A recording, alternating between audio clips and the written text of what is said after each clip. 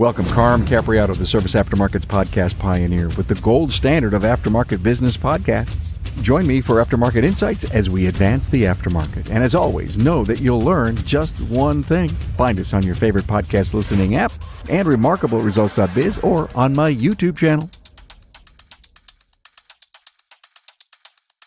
Hey, everybody, back in the Vision 2024 studios, sponsored by my great partners at Napa Auto Care. And if you're not Napa Auto Care, please contact your salesperson, talk to your store. It's been a great conference so far. Just a little bit of information. 1,200 new newbies here, 3,500 people here, 1,200 newbies. I got to tell you, talking to some people and trying to come up with a ratio of young to old. And I was saying is like 2/3 is young people here. I don't know what my panel thinks of that, but let me introduce them first. I got a great panel here. Matt Wagg is here, Accelerated Diagnostics and Automotive in Bennington, Nebraska. Hey, Matt. Thank you for having me, Carm. When you came on with me for your first ever episode, you were in business like it was almost, you were on your honeymoon in your business. It was so new. Yeah. And he told the story of his coach. And the thing I loved about it is he had a business plan. It just got scrapped. The bank looked at this and said, what? It was a WTF moment for him when they looked at the business plan, and then he went back. He went to school. It's a great story of, I want to be in the shop business, and how can I do it? And you recently, I think, went out and did some speaking at a college. I did, yeah. I got invited to do a leadership talk and talk about my experiences as a leader, which I look back and it's been nearly 20 years of different leadership roles all the way from when I was in high school. Just a blast. Dealership technician, am I right? Yep. In the early days? Yep. AJ Neely's with us. Neely Auto and Tire, 5 locations: Edgewater, Deale, Owings, Pasadena, and Rockville, Maryland. Yeah. Did I get them all right? Carm. That's it. Yeah. I looked it up on the internet. That's good. You did good. Yeah. You did good. Thank Neely you. Tire. I was just going to. And you spelled my name right, so that's good. Yeah. In fact, oh my God, I always forget the E before it's the Y. It's not the AJ. That's the hard part. It's a Neely. Yeah. I type in Neal and then I got an EY. Yeah. I always just a little write it in. And the thing I love about AJ, he's not afraid to correct me. He's doing EOS. Yes. Which is phenomenal. AJ's been in a lot of Pure. episodes. Pure. EOS Pure. That's right. EOS Pure. Yeah, we don't dabble in it. It's you're all in or you're not at all. So, and there are some people that buy traction and think they're in it. Yeah, or they'll just like, well, I like this piece or I like that piece. Right. But the Barry Barrett I do. podcast too. Yeah. It's like, so they're all in or not at all. Just go to my website, type in EOS. There's got to be almost 10 episodes parts there. or something. Yeah. It's unbelievable stuff. Yep. John Long is also with us from Total True Automotive, 3 locations, shirts. Wait a minute, it's not shirts anymore. Well, we still have 2 locations in shirts, but yes, it's that's right. It was shirts and New Braunfels, Texas? Braunfels. Wow. And John's been on before. You've all been on before. Thank you so much for being here. Look at it, Town Hall Academy Mastermind. Thank you so much to our sponsor, Napa Trax. Did you know that Napa Trax has on-site training plus 6-day-a-week support? It all starts when a local representative meets with you to learn about your business and how you run it. That is the coolest thing. Hey, I'm a local guy. After all, it's your shop, so it's your choice. Let us prove to you that Trax is the single best shop management system in the business. Find Napa Trax on the web. I'll spell it out for you. NAPATRACS.com. Look, you're going to learn something really positive. I'm sure of it today. We've got a couple of different topics, not just one here in this Town Hall Academy. You guys know each other, AJ, Matt. Yeah, I think you met for the first time. We did, yeah. So we connected yesterday. We've been in a couple classes together, and it's kind of a neat thing for me. Kind of comes full circle as we sit here. This is really surreal and quite a pinnacle moment in my career in this journey of being a shop owner. But 2019, before I opened my shop, so we opened the shop in September of 2020, but years leading up to that, I financed my own way down to Vision for quite a few years, took time off of work, and I live 2.5 hours north of here. So I have the luxury of driving. Well, building into my business, I listened to Carm all the time, nearly every day. I traveled a lot for my job at the time, so I would just put on a podcast. That's how I started to get some of my business acumen and learn a lot about Thank you very this. much. So a huge testament to what you've done to help me be successful. Thank you. Thank you. I just so happened to be listening on my drive to Vision in 2019, I believe. It was a podcast with AJ Neely and yourself. I think it might have been one of your first ones you guys did together. And it just talked about AJ's story and his drive and his passion to get his shop going and what he went through and how he went all in on that. And just hearing another person be in a situation similar to what I had to do, that gave me so much courage for that next year. Let's pound this, make this happen, because I had so many odds against me in that time frame, and it took little things like your guys' conversation there to help build and instill courage in me to actually go forward and do this. You've just fueled my tank for the next 9 years. Since this month is 9 years. So a lot of people just know that you made a profound impact on somebody like me and my family and my team and our community. How so cool. thank you, AJ. And you met AJ for the first time, yesterday, right? Yeah. It wasn't until, and I wasn't even going to email you that I was coming here. And I just say, hey, maybe I'll just see you out there, Carm. And then you just created this opportunity. And again, here we all are. Well, I look back at my notes and I said, how long has it been since AJ's been on? And I've spelled his name wrong. So I said, well, because you Googled the wrong name, right? I got to get him back on so I can prove to him that I can put that E before the Y. That's right. It's good. It's good. You got to make up for it. Right? Oh, my God. We're going to talk about 3 different topics, as I said. I won't tease you with all of them, but we want to talk about how do we earn customer loyalty? I think you got to listen so hard to what these guys are doing because they run great businesses. Who wants to start? Pick. John, talk to me. Earning customer loyalty. What are we doing? Yeah, I think we just had actually a great lunch with Scott Stratton, and he talked about this tremendously over with everybody. And he told the story of Joshua the Giraffe with Rich Carlton and just that whole story in itself. And if you guys don't know the story, just go Google it. It's an amazing story that Rich Carlton, a teammate from there, had a loss prevention guy. And it's doing those things for those customers is what keeps bringing them back. I told that story to her. It was funny at our table while we're doing this. I looked over at one of the other owners that was sitting next to me. I said, I just told this story like 4 weeks ago to our teammates. And I had 3 of our teammates at the table, and they're just like, they knew the whole story, which was coming, which slide was next, because it was the exact same thing. And I was joking. I'm like, Scott just stole my stuff.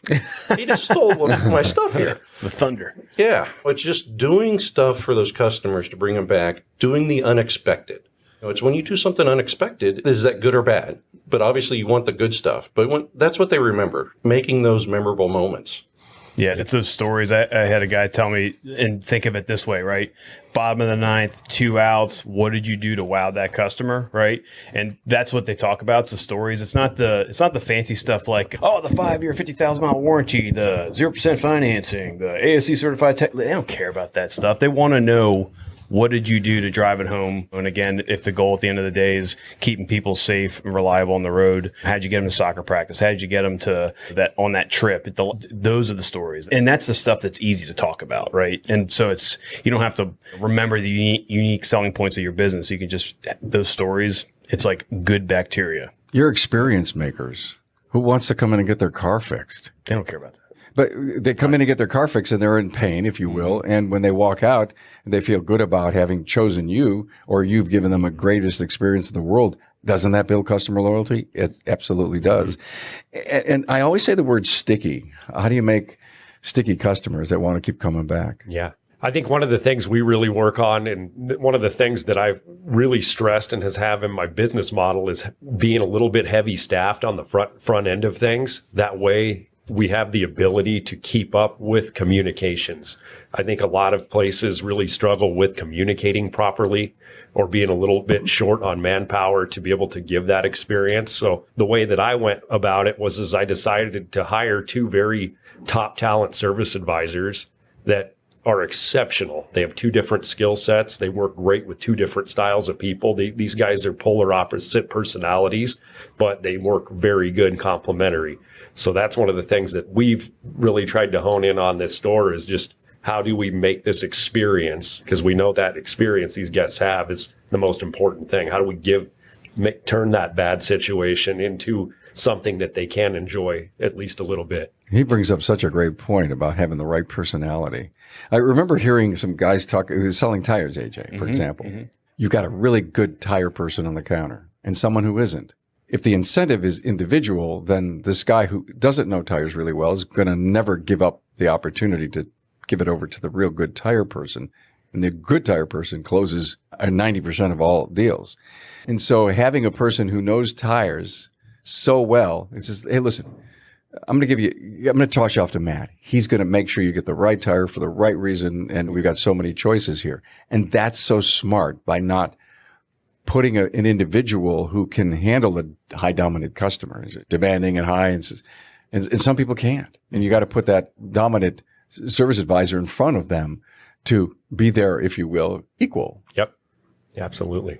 Yeah, I was listening. We had I'm in a Vistage group, and we had a speaker, Cujo. I'm trying to remember his last name. He wrote the book Debrief to Win, and it was great. It was an amazing presentation. But we talk about in the military, they have something what they call the commander's intent. If we've all read Extreme Ownership, Jocko Willink's books, things like that, it's decentralized command, but understanding what that commander's intent is, understanding the overlying mission. At the end of the day, this is the result we're looking for, but we're empowering you to go out there and do what needs to be done to make sure that mission is fulfilled. So, and if you're instilling that type of mentality across the board to all of your staff, service advisors, technicians alike, they understand what that commander's intent is, the overlying mission is. Again, for us, impacting lives is our core purpose, right? And one of our core values is create raving fans. And that's internal and external. But at the end of the day, that's the commander's intent. That's the mission. Go out and do that one thing, however, whatever it takes, right? And that's just the mentality you just kind of need to instill across the board so you can do something like that, hand off a ticket to someone else. That's not my job scenario. You're going to hear that kind of phrase or mentality. So yeah, I think it's just looking at it that way at a 10,000 foot view is the way it should be discussed with your team. John, I keep thinking about tools and responsibilities of the people in the company to make sure that experience is uncompromised. To talk to me about what you guys use. Well, like one of the things, like I just mentioned, we have our weekly talks on the team about our core values. And then after that Joshy story that I did, we have little stuffed animals and matchbox cars that we give out to kids. So now we have our technicians looking in the back seat of cars for car seats. And they notice a car seat in there. So they're like, hey, give me a stuffed animal. Give me a matchbox car. Let me put it on this car seat. So when the kid gets back in the car, look at what they're going to have.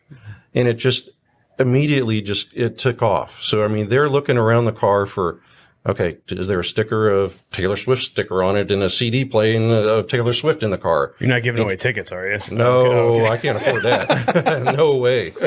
So they're just trying to look for something. Wait a minute. Stop the presses. Yesterday, I'm interviewing someone. I just can't give the name out. You're going to have to guess to listen to all this stuff. And we're all done. And her phone rings. And she looks at it and she goes, oh, my God, I'm going to have to call this person back right away. I says, something, family, what's going on? She goes, no, it's Taylor Swift's manager. We fix his car. Oh, that's cool. Sorry, didn't mean to go off the charts on you. But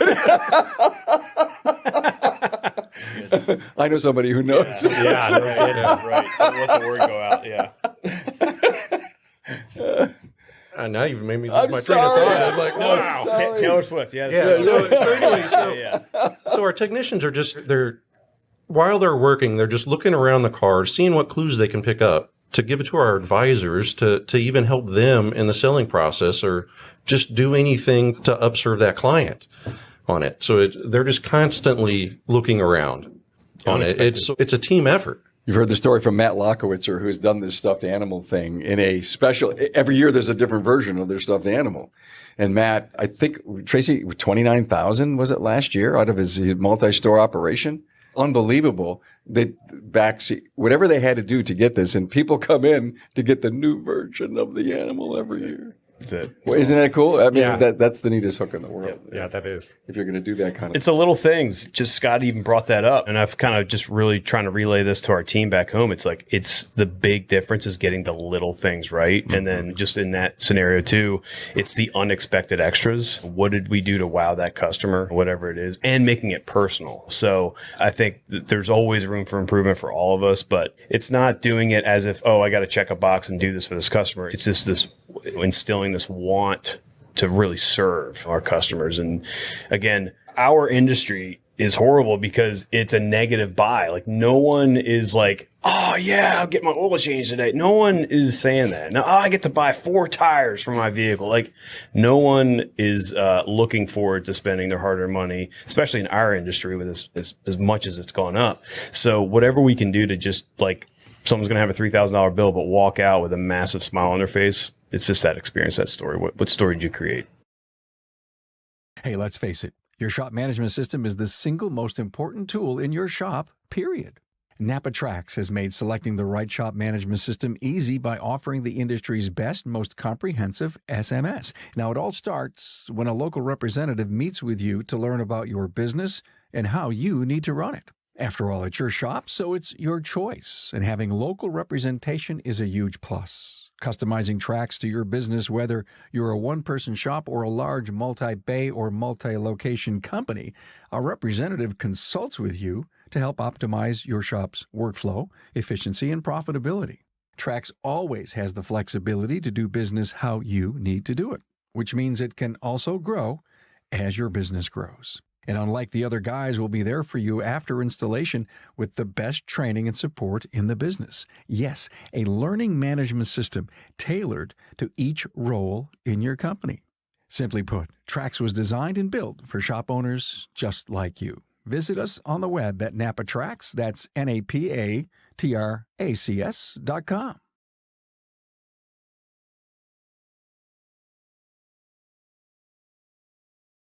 John, you brought people here, division. I was looking at AJ. Did you bring people? Whole team. See, okay. Let's stop for a moment and say, so your people go to training, now they won't go to training. Do you pay for training? Well, never mind. I won't ask you personally what it's costing you for the drive or the flights or whatever it is in the hotel and the food. But there's so much to get out of doing what you're doing. It's an intense 3-day, 4-day, depending on when you come. Tell us just how many did you bring, AJ? 6 of us total. Actually, I'm a first time attendee. I got the little ribbon. So Awesome. You are Sorry the about jingle, first but timer? I brought 6 of my guys last year. Okay. So, but I just didn't come. So this is my first time here. Cool. And but I brought 5 other guys, so 6 of us total. I'd say all in, it's probably about, again, it's not an expense, it's an investment. Thank right? you. Very good. But 10 grand probably all Okay. in with flights, hotels, All right. and we got the 4-day package, and we got the dinner for Saturday, the whole 9 yards. But think so. of the concentration of training you're getting for your money. Oh yeah, and there's all the intangibles too. It's the investment in their brain. Like I think Benjamin Franklin says it too. It's like if you pour your purse into your head, no one can take it away from you, right? Mm-hmm. So instilling this training, obviously in ourselves, but also in our people, and then also empowering them. Our goal is to really kind of put in and implement a strategy to get what these guys are learning, to get that to all the stores, right? And so, and turning them into little teachers and leaders about what they've learned, try to create maybe a bullet point approach, a little 5-minute video. What were your big key takeaways? Like last night, we all went to dinner and just kind of went around the table and like, hey, what was your big takeaway from today? Just getting them all talking about what they learned. And I got a younger crew overall. Our guys are like really young. And I got one kid that's 22, another one that's 24, and just young guys coming in here. And they're just the opportunity to be here, like, a lot funny to us, right? But a couple guys had never flown on a plane before. I'm like, all right, here goes I don't have kids, but I just felt like I had my dad hat on, and just make sure, all right, no liquids over 3 ounces. Just trying to like make sure you're covering all those bases. So they're just, the whole experience already, besides the training, has been amazing. Just to be out here. It's a life-altering opportunity. 100%. And so I just think too, the intangibles on that is that loyalty aspect too. Like, wow, I'm working for a company that's really willing to make that investment in that training. It's just, And thank you for saying investment. How about you, Matt? So we've got 5 down here. We also bring all the significant others with as well. No. Yeah. awesome. That's Yeah. awesome. Nice. Oh my So God. we've done Great that job, this Matt. year. It's been just fantastic to be able to do it. You now. closed? You obviously closed. Yeah, we did close. And you told your customers what? We're going to be gone for a couple of days. We're going to training to better Oh, serve baby. you. I Oh, mean, we love it. started advertising this 2 weeks ago just to like really pump them up and pump the staff up. And we change voicemail recordings. We do stuff like that to prepare. But we've never had anybody complain about it. I think it's a new concept to a lot of consumers that, my shop is closing to go get better. That's not something that's very common. And with us living so close to here, believe it or not, there's just not a lot of shops, even in our town, that come down here. They know of it, but I can't close for 2 days. But to me, I don't even care what it costs to be able to do this because of the impact it's had on me personally. I want to be able to give that back to all my team members. Yeah. So that it's just negligible. Like, I know it's going to make them so much more better. It's going to keep them engaged in what they're doing. We have such a great culture in our shop of training and learning. I'm just really blessed to be able to do it. It's just great to be here. I love that. It's cool. Man. Creating Wow. a memory, Yeah, Creating a memory. It is. Yeah. Imagine It's not you- just the customers, it's the employees too. It's your shareholders and stakeholders, right? Imagine a young person, John, just talking to their peers, their family, their girlfriends, their boyfriends. It's going to 3 days worth of training. For what? To learn how to fix cars? What's that all about? I thought you just go to the parts store and magically you wave this thing and it works. I don't think people have a clue what it takes to do what we have to do. But the talking heads that come back that will share this knowledge with people will respect the kind of industry that we're in and the peers that they work with. And to your point, AJ, hey, you got to go back. You got to be a little talking head. We want to learn the biggest takeaway from this seminar. And oh, by the way, we have a problem as a team. This is the go-to person. Exactly. Yep. Empower them. And now it's kind of putting a little bit of ownership in their space of what they've learned, right? And to kind of feel that sense of pride of being the resident expert in hybrids or electric vehicles or ADAS or whatever that might be. It's cool. It's like a little pump to the chest. God bless both of you. John, I saw you with Edgar, who's been on the show before, Edgar Reyes. Yes, Edgar's here. We've got him, myself, and 6 others, so 8 of us total that have come down or come up, actually. Yeah, that's great for us.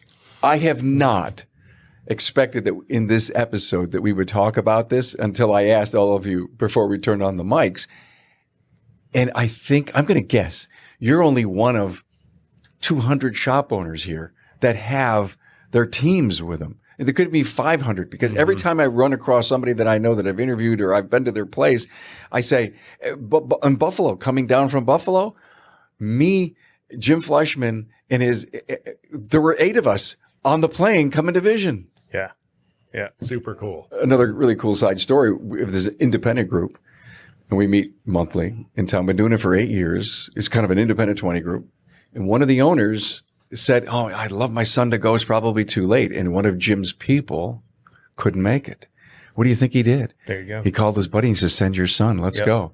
Yep. And was it that he never flown a plane before? I can't remember. Oh, here's a cool story. One of Jim's people is a pilot on a Cessna. He's going for his pilot's license. He's never flown on a jet that's before. funny. Never been on a jet. Yeah, no, that's cool. Yeah. And he said, and I talked to him, he says, how was that jet ride? He says, I heard all the noises, Carm. It was really neat. I knew what we were doing. We got a lift off on 180. I don't know what the number is. But it was so cool. Thanks so much for that. Look, your biggest pivot to date, I mean, I think we can all look back and say that, man, you just actually almost explained it earlier, Matt, but I'd love to hear it more. AJ, when I've interviewed you in the past, you've always told some great stories. You were a racer, damn it. And previous life. Yeah.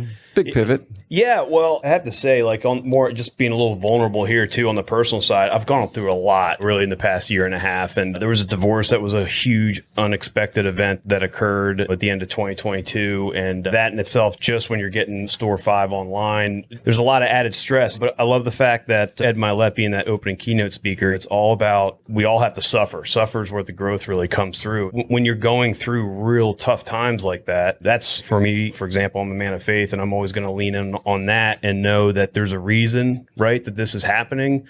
And just knowing that the good Lord's with me every step of the way and that I'm going to have that strength no matter what's going to happen. And so it was really tough too in 2023, just of course, trying to get these 5 stores staffed and moving in the right direction and growing. And unfortunately, as a result, have to let go and thin the herd as far as like my leadership team. These people were my ride or die partners. And that is tough to kind of have to make those terminations to kind of get lean. Right. And so I'd say like the biggest pivot for me is I'm now in this position where, and this will kind of segue too, as far as like going from one store to multi stores, like hindsight's always 2020. Right. And the thing is too, I'm kind of going on tangents here, but there is no shortcut to this success. Right. There is no silver bullet. You could be part of all the 20 groups in the world. You could talk to as many people that have been there and done that, but you are going to suffer, right? You are going to run into challenges. You're going to have these things that just are so unexpected that you'll just never prepare for, and you have to go through it yourself. And I can speak for anyone, even if just building one store or multi-stores or anything that the majority of people are just not doing, there will be suffering on that path, right? And so the big pivot for us this year, looking at 2024, is leaning up and just getting operationally excellent. Back to what Scott had mentioned and what others are doing as far as those little things like that operational excellence, not tolerating mediocrity, just creating that consistent experience for our guests at all the locations. The front line is your brand, right? As Scott alluded to again during lunch. And it's just that's my role now. I'm a coach. I look at my mentality and my role as a coach. I get that ability every day, every week to have a coaching opportunity with my team at all these different locations. And that's what hops me out of bed. I just love it. AJ, I love what I do. Do you figure like a sports coach or a personal coach? No, everything. A little bit of everything. I think doing what we do, we have a lot of wisdom to pass on to who we are. And we all need to be having that mentality. Who are we cross-training to replace us? Matt and I got at it. I'm not sure if you were in that, John, with Hunt in his class about the what-if scenario. Bus test. What if I get run over by a bus? Like, what's going to happen, right? Yeah. And so just understanding that we all need to be cross-training people or someone to assume our role at some point, right? And honestly, everyone in the organization should be the same way. Who are you developing and growing to kind of replace you, right? And trying to make sure that you're just creating more of a career path for everybody. But yeah, as far as that coach mentality, I love it. I mean, you want to inspire your people. You want to, one book too that was great that I read, it's so short. 1 Minute Manager. It's just, it's those very simple concepts. But again, back to the little things that people are not doing, those immediate redirects or those immediate praises, like those little things that you're doing on a daily or weekly or monthly basis, whatever the cadence is, depending upon who you have to babysit more, the more that you're doing those little things, the more you're going to right the ship, the more that it's going to be going in the correct direction.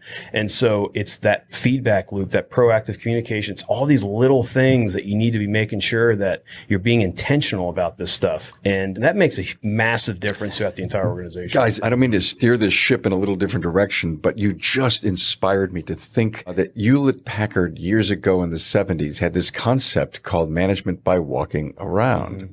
And then Tom Peters picked it up in the 80s with his book In Search of Excellence. And just this past week, I've been hearing so much inspiration from the shows that I keep thinking about being out there, being a coach. You cannot do it from behind a desk. Mm-hmm. John, I mean, think about how you guys have grown. Yeah, it's incredible. We've gone from 1 to 3 stores in 4 years on it. And it's just from the 8 teammates that we've had, now we have like 35 teammates. And just being able to touch all those lives every day, in and out, is just incredible. Like AJ says, you're a coach at that point in time. It's our biggest pivot I was thinking about this a couple of years ago, about a year and a half ago, is we went to our team meetings that we do. I started doing the team meetings every week. We do one shop each day, and it's 10 to 15 minutes, and it's not much, but it's just talking about our core values to each, telling a story, like I said, telling the Joshy story to our team and relating it to our core values and just building all those up and instilling those in our teammates to make sure everybody's on the same page. And if they're not, then they question us, and that's okay too. We may get challenged on it. I got challenged on something 2 weeks ago about a teammate, and then afterwards we had a private about it. So it's just being that coach, instilling those values in your team. Yeah, that is the thrilling stuff, is just being able to be that guidance counselor, that coach, the personal growth. Like, again, it's, what does Zig Ziglar say? It's like you can get everything you want out of life as long as you get everything that help other people, that your people want out of life. And it's so true. And that's the mentality. Yeah, it's just building those people up. Because, I mean, yes, we're fixing cars, but that's not the ends to the mean. It's the people is what it's about. How long have you been in business, Matt? 3.5 years. So you must have a few pivots under your belt. There's been a lot. There's been a lot. I knew you'd say that. Yeah. Give us a few. I think one of the things here, we've had a tremendous amount of growth in this 3.5 years. So we started out where it was just me as a technician. My wife was riding service for 4 hours a day. Our youngest son was 1 year old, and he was there running around the waiting area with her. Now we have 2 service advisors, 4 technicians, and then myself. And we are an operation, I feel. Wait a minute, stop. That's the factor. 2 for 1, am I right?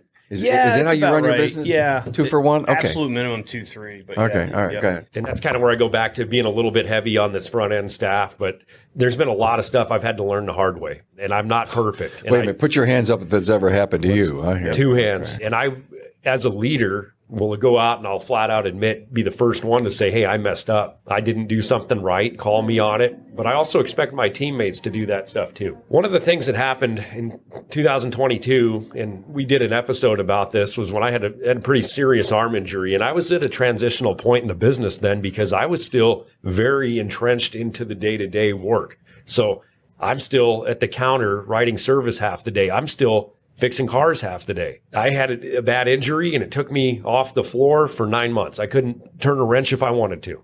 I had to, at that point, refigure out what is my role here and why. And I just looked at that kind of as here is a sign that I need to do something different in my business. And it's easy to look at something like an injury like that and just get depressed and beat down. But that created something in me that I really needed, and it probably took that to do it. Yep. I had to redesign how the business worked. We had to go to 2 service advisors. We had to hire another technician to take my spot. And I needed to then become an owner, and I needed to run the business and work on it. So what I learned then is that, you know what? I don't have the greatest leadership skills in certain areas.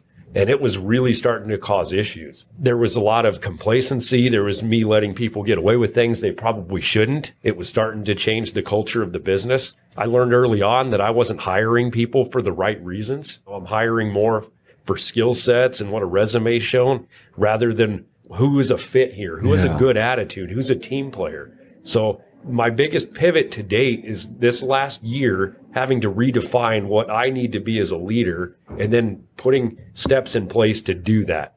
And I've still got a long road to go, but we're working on it actively. I've got a coach that I'm working with to go through this. I've had to make really difficult choices too in the business, and we have had to push some people out that weren't a fit. There may have to be more changes down the road, but to grow this business to what it needs to be, to give that great experience to the guests, to create an environment where I can attract and retain people, that's what it takes, and it's tough. And I don't like the toughness sometimes, and I've had to push through that. And you'll have a bunch more. It's coming. Yep. It's good. But again, it's opportunity for growth, right? And again, if it was easy, everybody would do it. Yeah. That's it. And again, those little things, being intentional with the little things, like Jim Collins. So Jim Collins, good to Great, yeah. Good, great. It's just, there's understand your core focus.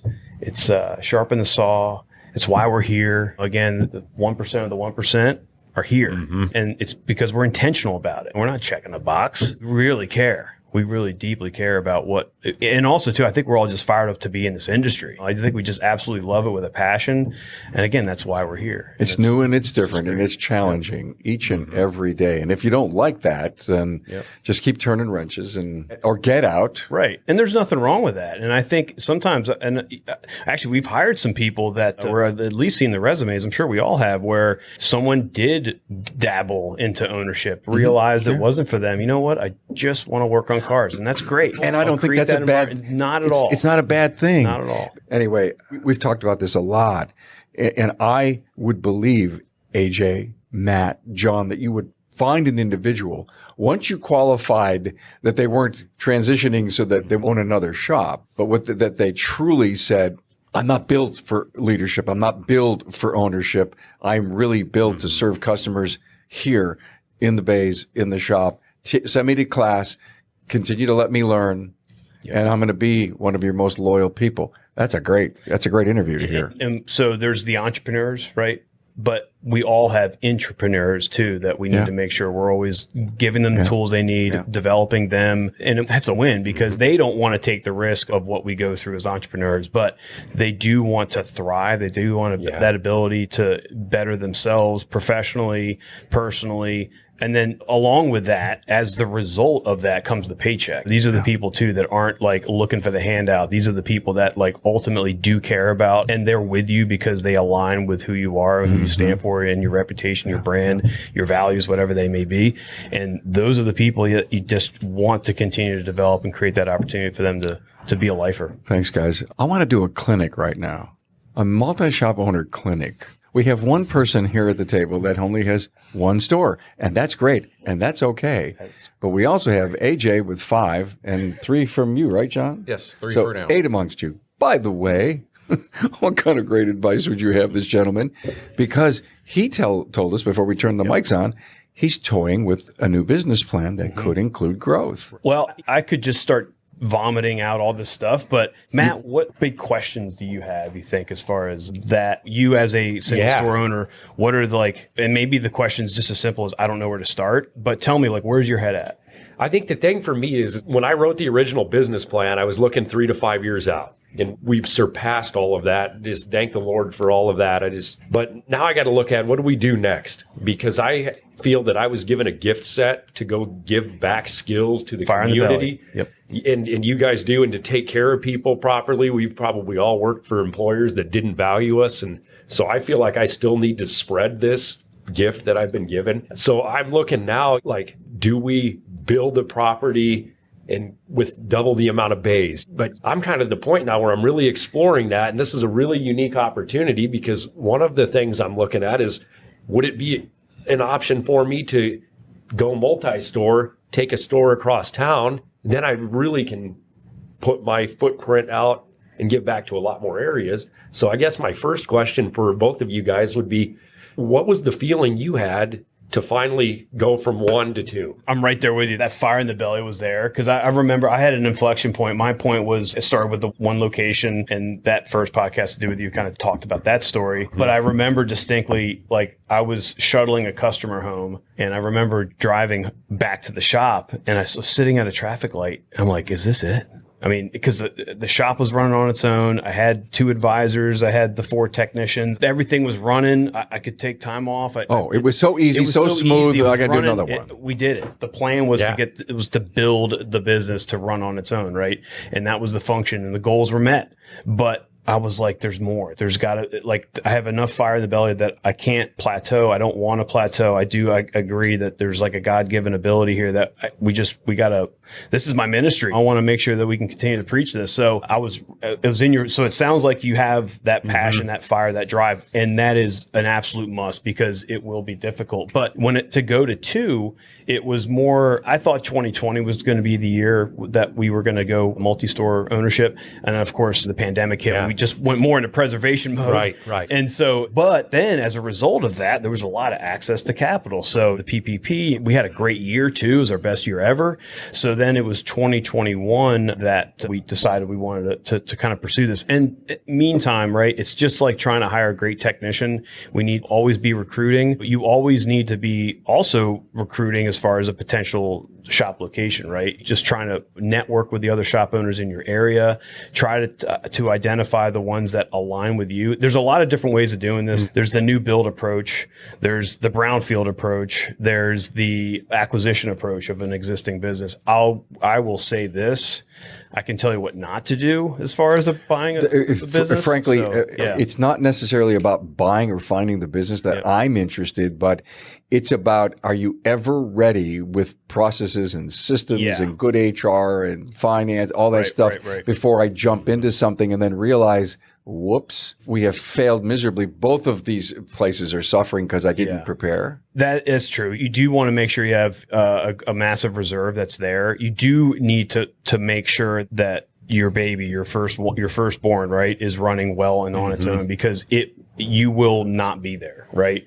When it comes to going for number 2, the processes and procedures, of course, need to be there. And that's the thing. It's like if you're doing a brownfield, which is like taking in an old building and cleaning it up, or a brand new build, you're starting from scratch. You're starting at 0, right? Yeah. Which it requires a massive amount of capital, time, marketing, cash to build that, to staff it, the right people in the right seats, as opposed to spending a little bit more for a location that already aligns with the type of business that you currently have, that's making money already on day 1, that already has a great reputation. All the stuff that would require that sweat equity over time is already there and in place. And so that's the recommendation, quite honestly, is getting that, because there's a good chance if it's well run, it does have its own procedures and processes that are more or less in line with what you're doing. Again, the reputation's there, like all the boxes that are being checked of what you're doing now, hopefully this other business is also doing. So that makes it a bit easier. So again, you're cash flow positive on day 1, assuming that the employees don't run for the hills. And there's the intricacies of actually securing the deal and making it. I'll tell you one thing I'll never do again is I did buy a business where the previous owner didn't tell his employees until the morning we closed on it. And I just remember walking in, it was like 11 o'clock. I called it the pizza offering. I just came in, instead of the peace offering, as a pizza offering. I just came in with some pizzas, and just the look of the dejection on their face, just like that, and his son worked in the business too. Like he had no idea. I mean, it was like, whoa. So walking into that and knowing that, because that was the scariest part of the whole thing. Like if they walked out the door that day, I got nothing. right? And so there's a lot of the intricacies about what you can do and what not to do. But yeah, hindsight being 2020, looking and identifying that location that's already in alignment with what you do now will make things a lot easier as far as building up. You can get great deals, and I got some good deals on just some boxes. I got on some assets but it, again, required staffing it, marketing, overcoming the reputation that was there before. I bought one store that I didn't realize they were dealing drugs out of this place before I got, like, it was just so much. Story after story. Yeah. John, did you buy places? Did you start from scratch? We are right in the middle of COVID. We opened up a brand new location, ground up, August 2020. Is that the one that took like 2 years to get approvals on? Yes. Oh yeah, my it took God. forever to get approvals on, and it cost an astronomical amount of money that we'll probably never spend that amount of money again, and I don't recommend it. But yeah, right in the middle of COVID, ground up. We thought we were going to rob some customers from our other locations because they're fairly close, but we didn't rob enough, and that location has struggled mightily. We had a lot of the processes and procedures done, but we just didn't go in there with a good marketing plan. And we almost had no marketing plan because we thought we were going to build off of our brand that was so close. But it's the demographics from those two locations are wildly different. One area we've got retirees and double, triple dipping from military and other ones. And the other ones is the working class families. And we didn't realize that until we didn't, you don't know what you don't know on it. So we struggled mightily there. And it's have a better marketing plan is the one thing I would say. Just make sure you have a great marketing plan because we didn't have one whatsoever. Yeah. When we went into that second location. The third location was a purchase. And it's, once again, their teammates got about 2 weeks notice. That's better. Buying. Yeah. Yeah. What do you think the standard is? We didn't retain any of those teammates. On purpose? Well, we had talked to all of them. There was a couple that we didn't want. There's a couple that we made offers to, and they decided not to come. And we were okay with that because we had a plan in place because we had a feeling talking from the previous owners that they weren't going to stay. Very smart, yeah. Because it was an old school shop. We're a little bit newer school technology that, okay, we're probably not keeping these guys. Right. So we need to have teammates in place. And we did. Yep. On that one. Yeah, and I'll say this too, because I remember just know that you building that first store, I just thought, oh man, if I could do this to the first store, I should be able to just sprinkle that magic dust on all these, the additional add-ons. And it's not the case. No, it's not. Oh my goodness. It doesn't work like that. And so, yeah, there was this, I listen to this guy, Alex Hormozy, he says this a lot. I paid down my ignorance debt. Got Right. it. And that was a big one, Yeah. right? And understanding, thinking, and being so naive that, oh, what I did here is, just do this marketing plans and this, and just do it over here. Why couldn't I see the double-digit growth? Isn't it fun to have the fourth store and then go to the fifth and have something surprise you that you never even thought of before? Yeah. I mean, there's always surprises along the way. Yeah. You can't be afraid. The point is, you'll never do anything worth anything if you're looking for perfect. Yeah, no, it's again back to it's the pain, but I'll tell you what, it's going to make a great story when it's all said and done. And as Simon Sinek says too, it's not about your tombstone. It's not about the day you're born, the day you die. It's the dash. It's the dash in the middle. What's that tell? What story does that tell? Yeah, you have to be willing to step on a bad square and realize it's okay. Is that a mistake or a failure? Mistake. I knew that I shouldn't have done that, but I still did it anyway. Or is it a failure? Yeah, okay, that's not the right path. Let me try this square. Is that the right path to go on? And just learning from it and accepting the fact that, so you're going to fail. Yeah, there will be mistakes. There will be, but you just, not that you get numb to it. Well, no, you do start to get a little numb to it. So after you wait for the buzz first thing in the morning, like, okay, what's it going to be? You just pull the phone around. All right. So Matt Wagg, did you learn anything in this discussion? Hey, so one of my biggest takeaways here is going from 1 to 2 is probably going to feel no different than when I took the leap into the first one. Right. But you're not going to have that. Maybe I have a little bit of more confidence because I know what I've done. One of my biggest takeaways here is I hear this as much like my children is that every one of I have 3 sons, every one of them are polar opposite personalities. They don't operate anywhere near the same. Oh, great analogy. What I heard from you guys is that every store is going to be a little bit of that. And I guess I came into today thinking, just like you said, I can take what we've done, go multiply it. Not the case. That is huge for me today. I really appreciate you guys given me that advice. Just you plan for the worst case scenario, right? Yeah. And then understand, does the math work? Like, and also because you have a young family, talking, involving them in this about what's to come, because it's going to be difficult, right? And just being uber transparent, and just as long as you have that support at home, gosh, that's huge. Yeah. It's absolutely huge. Because yes, I was a little vulnerable earlier about a life event that occurred that came out of absolute nowhere. Yeah. But again, knowing in the moment that there was a reason for this, and then gosh, Christine, she's my new bride now. My life is 10x'd. And again, back to Alex Ramosi, the guy I listened to, it's like he was talking to a mentor of his, and his mentor had asked him about his girlfriend or wife at the time, like, okay, so how does she improve your life? Is every facet of your life going up as a result of having that relationship, or is it going down? And I can truly say that every part, spiritually, my social life, my family, everything has gone up into the right as a result of her just being like my absolute rock and being 100% in support of what we get to do every day. And I love it. And like, I hop out of bed, just thrilled to do what I get to do every day. And it's just like remarkable. That's good. So. Good for you. Let me try to summarize this last 10 minutes based on something you just said about my 3 different sons and about this discussion that we just had. It sounds to me like, from your opinion of listening to AJ and John, that you'd have a business. You all have businesses with a single culture, but with different personalities because of the marketplace and the team dynamics that exist. You can have one set of rules, but when you walk into your place, you're going to know, AJ, I'm in Edgewater. Right. Right. No, that's a good point. I'm alluding to a group that I'm a part of, tire store owners. There's one group with 70 locations, and that's the thing. There is a culture between every location. Pockets. And it does all start at the head, right? At the leadership at a store level. It starts with them. I agree. It's so true that, okay, this is the rule set and the playbook in which we run and operate.